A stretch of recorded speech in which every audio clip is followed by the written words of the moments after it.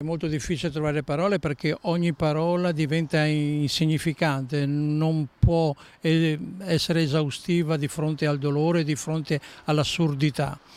E forse quelle parole che invece risuonano dentro il cuore nel silenzio sono le parole più vere.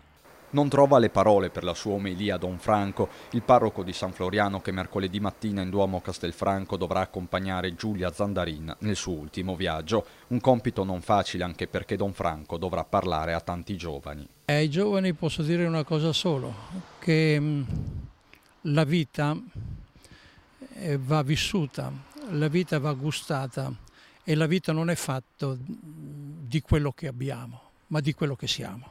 E questa mattina Don Franco ha portato il suo conforto alla mamma di Giulia, Renata, che abita a poche decine di metri dalla canonica di San Floriano. Chiusa nel suo dolore, dietro le tapparelle blu, è stata raggiunta a mezzogiorno anche dalla nonna paterna di Giulia, la signora Raffaella. Unica nipote, un tesoro di ragazza, una ragazza splendida, buona. Purtroppo non c'è più.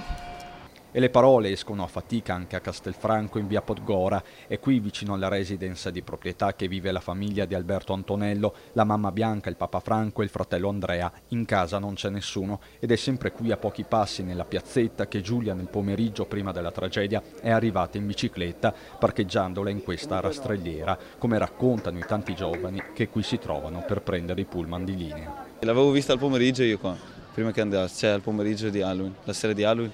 L'avevo vista qua e al pomeriggio, sì, era in quel piazzetta. Aveva legato tipo la bici, era qua tipo. Erano bravi ragazzi, tutti e due, pezzi di pane. Alla fine siamo ragazzi, non pensiamo alle conseguenze, cioè nessuno si sarebbe aspettato che poteva capitare.